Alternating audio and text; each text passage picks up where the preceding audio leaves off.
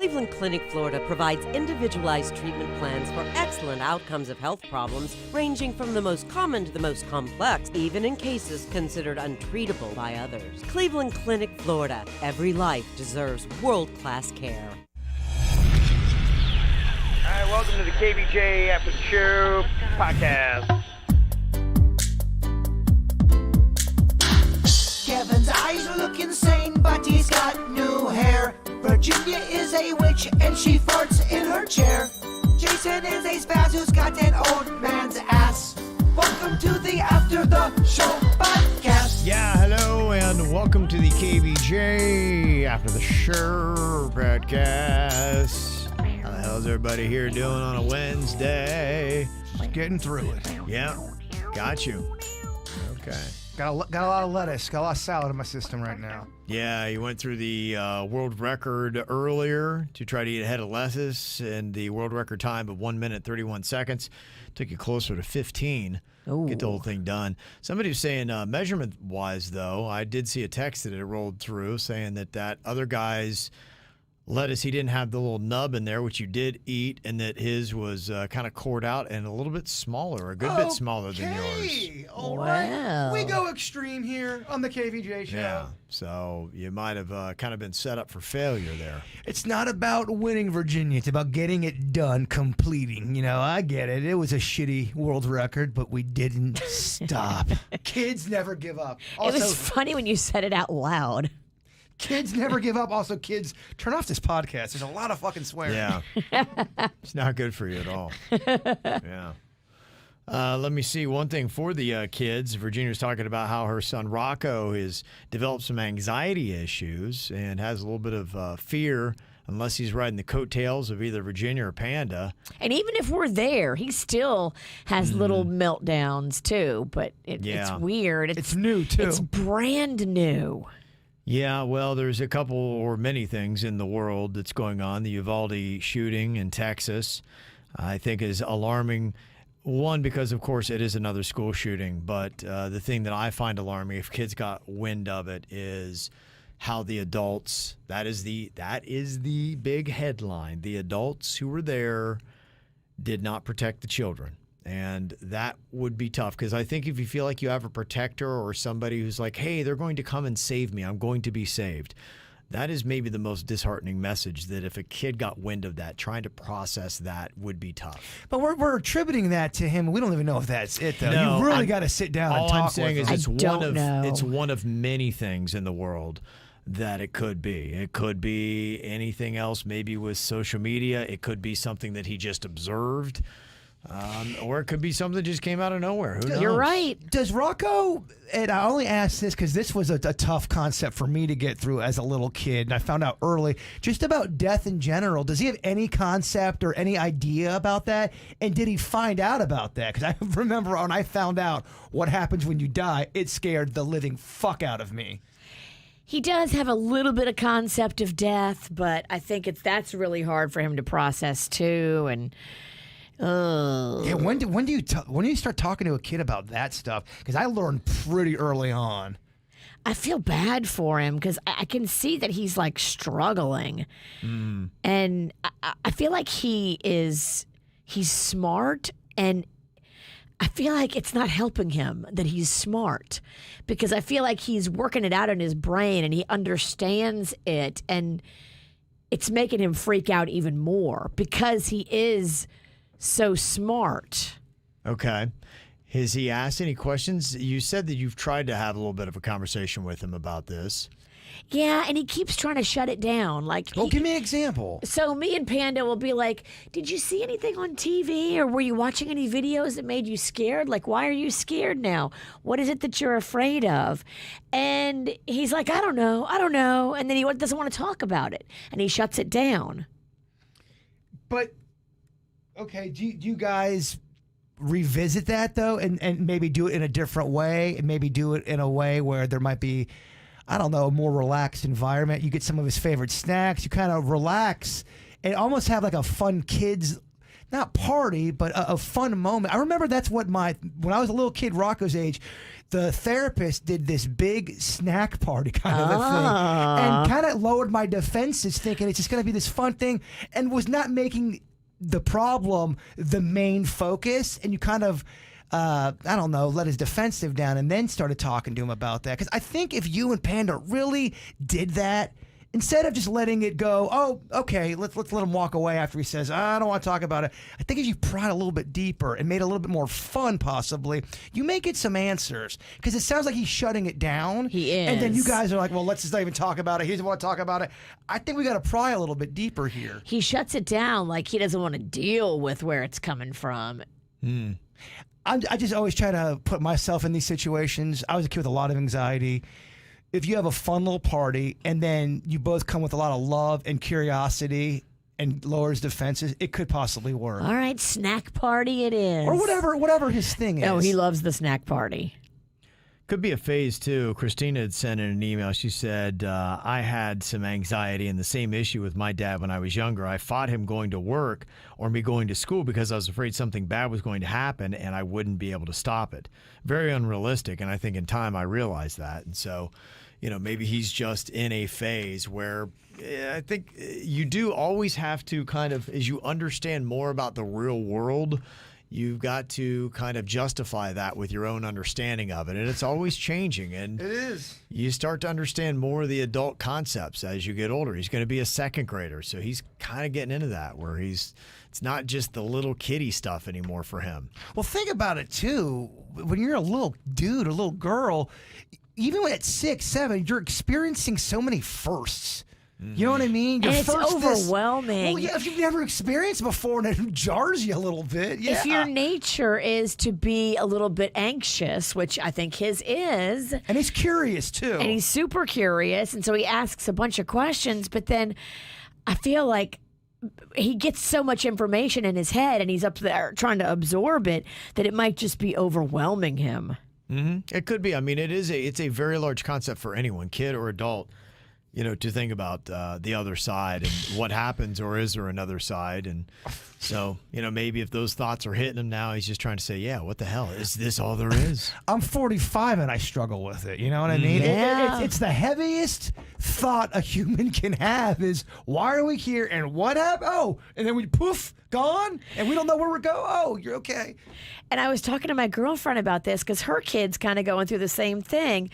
And she told me, she's like, anxiety is contagious. It is. Because now I don't ever have anxiety, but now when I'm around Rocco or when I'm thinking about Rocco, like I feel like I'm getting his anxiety. And it's making me like upset and in my head and worried about him and what he's thinking. Let me ask you this, and it's again, I'm not trying to make anyone feel bad, but do you and Panda, or even you, do you ever have a mood or explode, or is there anything ever emotional that he has seen, whether it's an argument or Mags getting mad or you getting, you come home from work, you're pissed off at something and you're not able to hide that? Kids are sponges and they will absorb all of that and notice that, especially if you are happy on Monday, Tuesday, and Wednesday, and then Thursday you come in there and you're like, fuck this shit. I'm not saying you do that. No. I'm asking.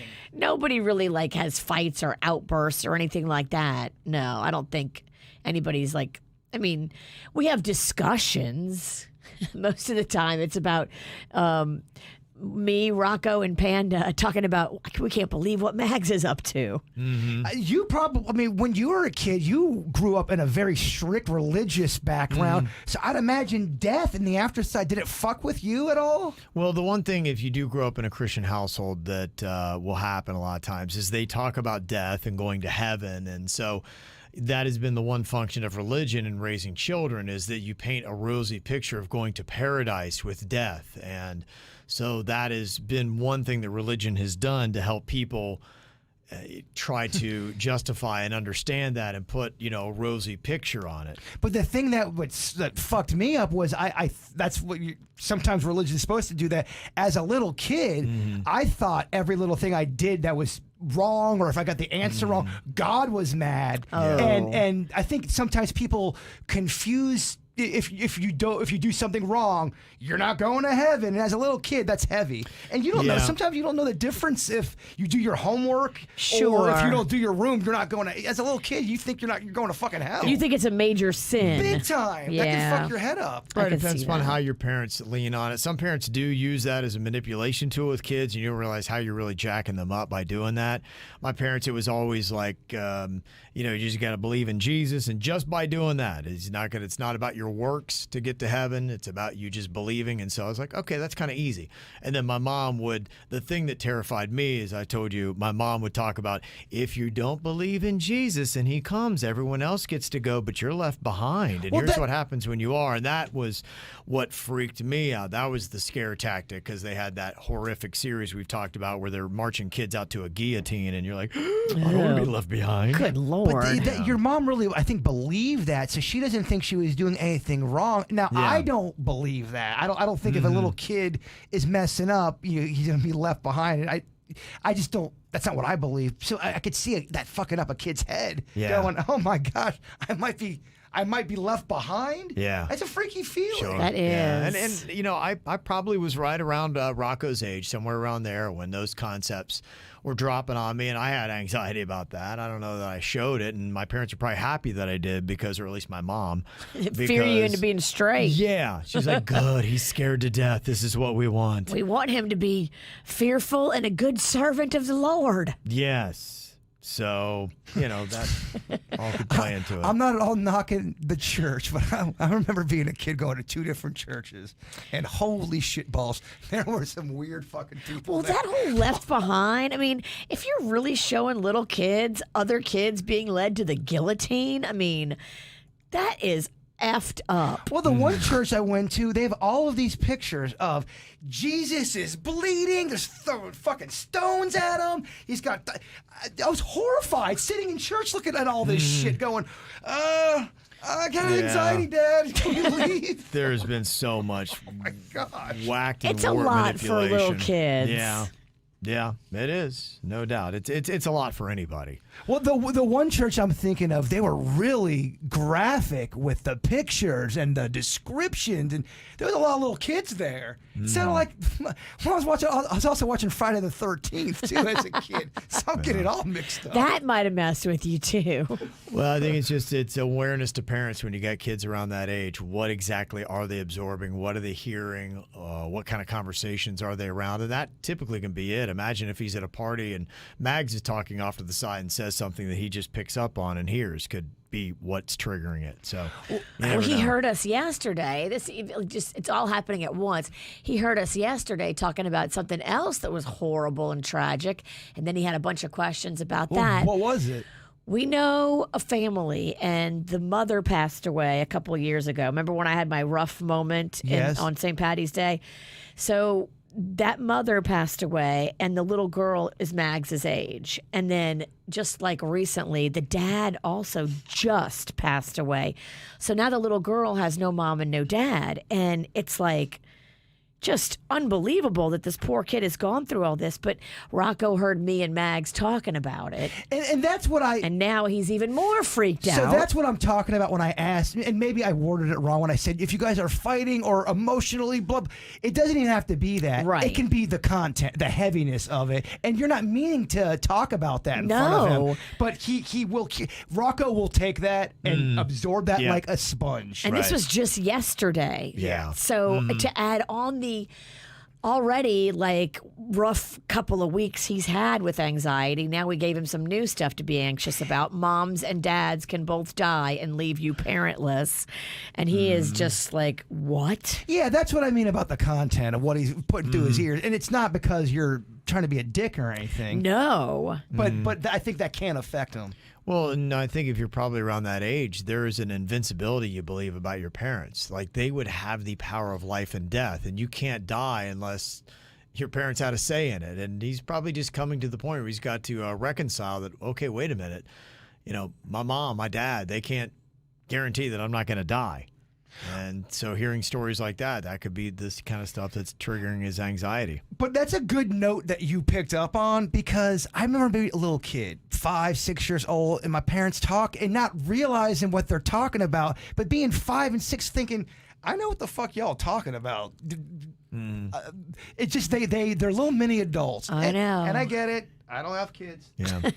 Ann had said in the chat room, maybe having Magnolia try to breach the conversation with her, that maybe he would open up more to her as the sibling bond and connection and closer to age. Maybe. So just a thought. How would Mags handle that? I don't know, because he might bring her over to the anxiety side. Yeah. She's pretty tender too. I want to talk with Rocco. You should. I feel like I can help him. I don't know why I do though. I mean, anxiety. I don't understand anxiety. I never felt like I had it, and now I'm getting it because Rocco has it, which is weird to me. It's a weird thing because I always grew up thinking everybody had anxiety, stuff. And when I got to high school, I realized that real fucking quick that it wasn't that. And I think too, I really recommend trying to get down to the bottom of it quickly, because you don't want to manifest. It manifested in me, and by the time I got to high, I was all embarrassed to talk about it. And you are, because you think only you have that kind of stuff, right? Although I thought everyone had it, but when I realized not everyone does, it makes you feel like you're alienated. But so many people do have it. It's not one of those things that one kid in the school has. A lot of kids have this shit. Did you and Panda, when you first became friends, bond over anxiety? Because Panda's got it. I never spoke of anxiety. I was so embarrassed by it because I loved playing in the outfield in baseball. And right around 12 years old, when I would go to get fly balls, I could not look up in the sky. I couldn't breathe. I thought I was going blind. I thought I was dying. So I made myself into an infielder at third base, and I didn't even want to do that. But for whatever reason, being closer to the dugout, being closer to the dirt, it eased my mind and calmed me. But yeah, but it all did manifest between those ages of 8, 9. We thought we got a hold of it, and then it kind of manifested again, and then it was like 14, and it just blew up. I thought I was good, and then something happened in my personal life, and the whole building situation I told you all about, and it was bad for a while. Yeah. But I think it's beatable. I think you can you can manage it. Right. What would I do? Just drink Rocco. Can you give Rocco rum? Is that allowed?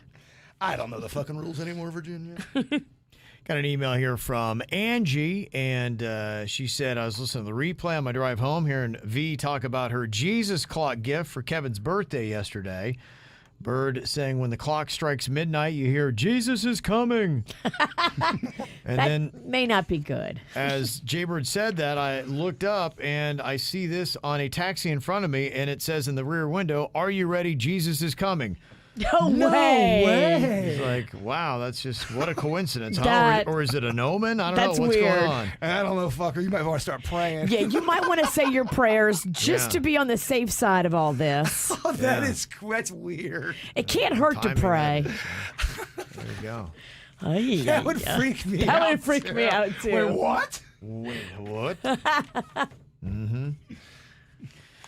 Got an observation here and an email sent in by John. He said, oh my gosh, did I hear you say that Jaybird's brother is in town? Is there any chance we could get the brother's firsthand account of him walking in on Jaybird masturbating as a child? I can maybe record it. I'm pretty much the only ham in my family. I force everyone else to be. But I can maybe record his. Okay.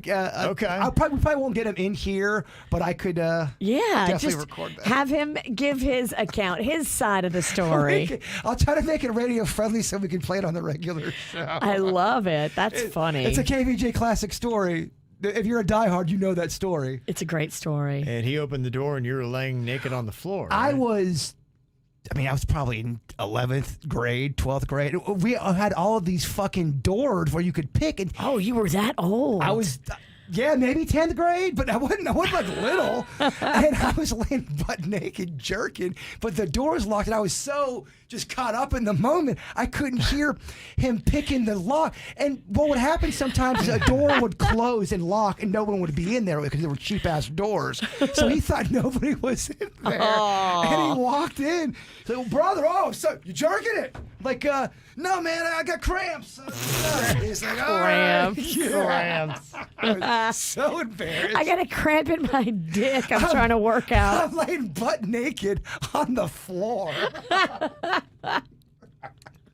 It's pretty amazing. It's It amazing. is so, I will get. That's how I remember it. I'm anxious to see how he remembers it. Yeah. Okay. Thank you, John. It's a Yeah, pretty solid good call. suggestion there. Okay. Got a recommendation here. Web of Make-Believe, Death Lies in the Internet, a 6-episode series covering the impact of the internet on society. It ranges from Edward Snowden swatting the 2020 conspiracy theories to overboard government surveillance. And it looks like it's on YouTube. Who sent us, if you want to go check it out, from Wooden Stash Dave. Web of Make-Believe, Death Lies in the Internet. Okay. Thank you, Wooden Stash Dave. Mm-hmm. You wonder, too, does he have a stash? Or is that all just for the... And is it made of wood? Yeah. I doubt it's made of wood unless he tapes it on. But he's got to have a stash, though, right? You can't have stash in your name and not have a mustache. I think he's making fun of Metal Beard Dan. He's just using a different... But Metal Beard Dan's got a fucking sweet-ass beard. He's not faking the funk on that. Wooden Stash Dave is just maybe poking fun at Metal Beard Dan. Uh-oh. Are you mansplaining the chat room to me? Kind of. Yeah. I can't believe you didn't get that. But I get it. I'm saying, does the fucker have a money? Whatever, I'm turned off.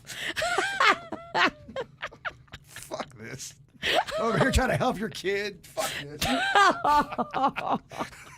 Just can't do it anymore. It's all going to crap. No, I can't. I still want to help her kid. Just because she's a witch, I can't punish him for that.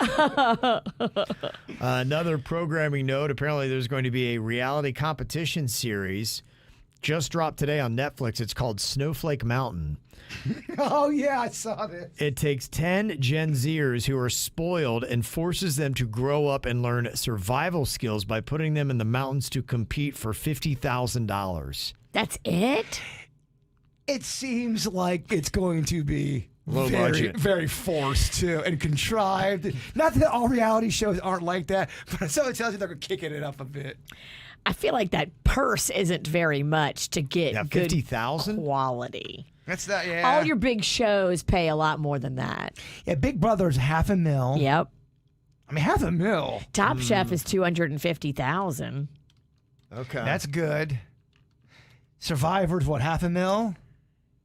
Yeah, I think Survivor's up there too. Yeah, I think you have to come with more heat, or it just makes us think, It's low budget. Well, I think it is. Yeah. I definitely think it's low budget. Another thing I saw, too, if you're watching Better Call Saul and you watch Breaking Bad, you'll probably love to hear this. Bob Odenkirk talking about Bryan Cranston and Aaron Paul coming back as Walt and Jesse. We knew that they were, but we're like, okay, is it going to be a cameo? You might see them walking into a diner. What the heck is it going to be?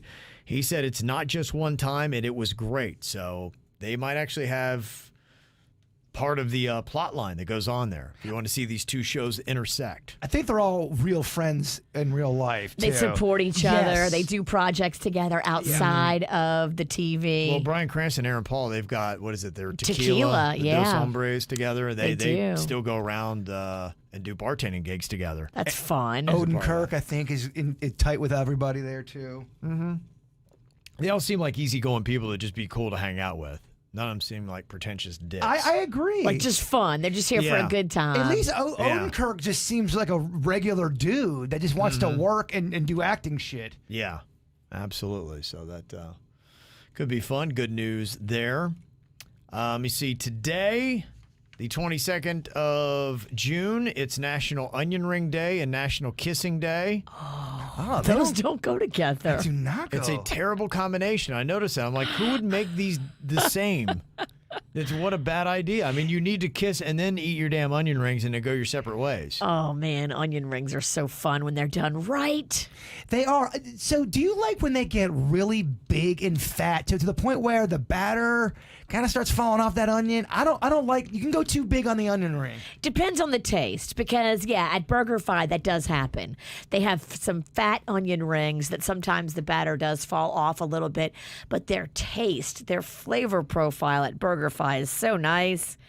If it falls off a little bit, even if it fell on the floor, I'm going to eat it. Man, there was a place, I was talking to my brother about it. It was back in Lake Park. And if you grew up in this area, you may remember back in the 80s and early 90s, Blizzards and Burgers. And they had the best fucking onion rings, man. And the guy that worked there would sweat his balls off. I know. That's so gross. It was gross. We got one king dog. I'd order onion rings. And he'd be just sweating fucking everywhere. But I tell you what, that food. But it was so salty from his sweat. That's why you liked it. Don't give a shit. His sweat was delicious then. give me a bottle of his sweat. Yeah, if you want to get to onion rings today, there are many places recommended. Some of the best onion rings, they say you could go to BurgerFi, Grease, Burger Beer and Whiskey Bar that is on Clematis in West Palm Beach, the Habit Burger Grill. They got good ones. Love. Yeah, we've had a habit. I'm seeing a nod in the chat room from Rachel. Pirate's Well has great onion rings. Pirate's Well has really good food. They do. I have never had their onion rings. They got good bar food. Ooh. La Parada del Gordo is many different places you can check out. They've got, I'm seeing at least a location here in West Palm. I think they're in Miami as well, where you can go and get great onion rings. Nick's Diner on Okeechobee in West Palm is a recommendation for a great onion ring. That was the last place me and Aunt Ann went to go eat together. It was Nick's Diner, and she loved it. She had a good time there. Yeah, some people really love Nick's. That's sweet. Have you been able to go back there? I haven't honestly even thought about going back. Not because I was sad. It's kind of out of the way for me. Gotcha. And we were both in the mood for diner food. Gotcha.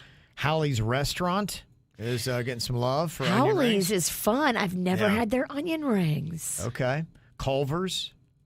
Oh man, I'm up on Culver's, but I'm a curd man. They call me Amber Curd.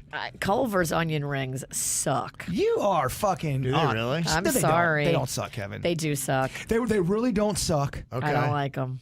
How many times have you had them? More than once? Yeah, I've had them 3 times, and I do not care for them.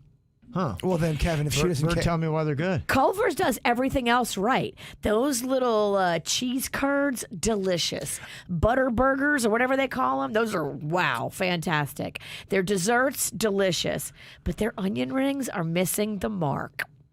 All right. Well, I should go there today because I'm off my. I'm not eating healthy anymore. I'm off my pasta diet. So I'm gonna go get some onion rings. You sound insane. Well, now you fucking you gaslight me over here about these onion rings. Now I feel like I don't know about these. This happened last time. I can't believe that you think their onion rings are good. I think you're confusing them for somebody else. So you just can't buy it. I know your palate is better than this. I have to go there today now, not just to prove her wrong. I really want to love these onion rings, just because she's acted like she. Imagine if you anyone hate that 'em. knows 100% be suspect of that I fucker. pick onion rings over French fries because that's how much I love onion rings. Fat Kevin, were you an onion ring guy? Not really, no. I don't know why. I just don't think that we had a lot of places that had them. All the food we have is very basic. You know, we only had McDonald's. Like I said, the fancy for us, if you could find a Wendy's or a Taco Bell or an Olive Garden, that was like, holy shit, that was big news. We had McDonald's. That was about it, man. Funny. I went to Taco Bell last night, and yesterday I was just talking about how much I love Olive Garden. I belong in Logan. Yeah, it was a big deal. If you were going to the big city to a Taco Bell or an Olive Garden, that was big time. If the Ralstons wanted to go to an Olive Garden, how long would that take you guys to get to that? It was about a 25-30 minute drive. Wow. Wow. That was fucking fancy. You had to go out of your Yeah, you way. didn't leave Logan. You had to go to Lancaster. And you Ohio. get dressed up for that, obviously. Of course, yeah. I mean, the nicest clothes I had, but you've seen my kid photos. They weren't very nice. Wow. Gosh, I love Fat Kevin so much. Yeah. He's adorable. He looks happy. That when you put that slide of all those pictures, the last one, he was so scrumptious. I know. I wanted just to hug I him. wanted to hug him Yeah. and then like eat him. Yeah. His smile. Yeah. His smile was so genuine and pure. So sweet. Yeah, you missed those photos. My aunt had sent me that for my Aw. birthday. She sent the family Christmas card my family had sent out in 1982, I think it was, and those 3 photos were in there. Wow. Yeah, that was me like in 3rd grade. It's adorable. You see a little, that was the beginnings of Fat Kevin. Oh, man. Well, just heart tickled pink. Loved it. Dixie Grill and Brewery is another place apparently for good onion rings. They do a good job. They do onion strings. Ooh. See, that's my cut. I like that. They do. Yeah, they do some fun stuff. Their cheese sauce that you dip in that pretzel is amazing. Their buffalo chicken sandwich is amazing. They have a good menu. Ooh, maybe today should be the day I do my onion ring blind test. You should. All right, I'll see what old Peace Train's doing. Okay. Denny's? What'd you say? Denny's? Denny's? What? Denny's. You know, I've never slept. You okay? No, I'm actually not. If you really knew. If you really knew. Red Robin getting some love for the onion rings. Lindbergh's. Oh, man, that is a Pennington classic there. Lindberghers. They're kind of a little fancy end burger. They are. My mom and Aunt Ann, they loved that place. And they sold it every time. You're not going to believe this. Jay, but they got 70 different kind of burgers there. You're not going to believe it. Brass Ring also making the list. Brass Ring is good too. That has been around. That might be older than me. They've been around. The one in Lake Park by where we used to live at. That one was there, since I got here. That was one of the first places we partied, Kevin, when I got on the show. Oh, was it okay? Yes, it was Yeah. the Brass Ring. Right, yeah. And Kevin, Because it was dark and they had pictures of beer. we did. We were, man, we were a bunch of fucking pirates. Yeah, is that the place where they made me drink the beer I brought in? Yeah, that's what it was. I think you had a rat shirt on. It was Yeah. a weird day. I think I had a Motley Crue shirt You on. did, and you had a Natty Light Came rolling in. I had like a Natty Light or a Pabst Blue Ribbon. in your hand. And they're like, you can't walk in here with a beer. Like, really? And then he did a Virginia and chugged that shit right in front of them. Beer's gone. I think there might have been a I spice. think I smashed it on my forehead. Yeah. I chugged it, smashed it on my forehead, and then threw it down and then walked in. And I'm not gonna lie, we had a fucking great time that day. we were on the jukebox, and some fucker played a wrong song on the jukebox, probably me, that ruined the vibe. It was terrible. Drunk Kevin did not like that. Yeah. We were in an 80s movie, basically. That was amazing. But we kept that party going for a good year. Yeah. Also, love for Duffy's and Miller's Ale House. A couple other places if you want to go and check out some onion rings today. There's some suggestions for you. So there you go. All right, y'all. Thanks for dialing it in here today. 2 more days to the weekend. Send us your emails, mail@kvjshow.com, mail@kvjshow.com. Don't forget to check out listen to our podcast on the WRMF app. Enter the keyword 2, TWO, and you can pick up that 4-day, 3-night stay at the Caribe Royale Orlando and $2,000 cash as we pump up your summer. Y'all have a good day. We'll see you back here tomorrow. Goodbye. Cleveland Clinic, Florida provides individualized treatment plans for excellent outcomes of health problems, ranging from the most common to the most complex, even in cases considered untreatable by others. Cleveland Clinic, Florida. Every life deserves world-class care.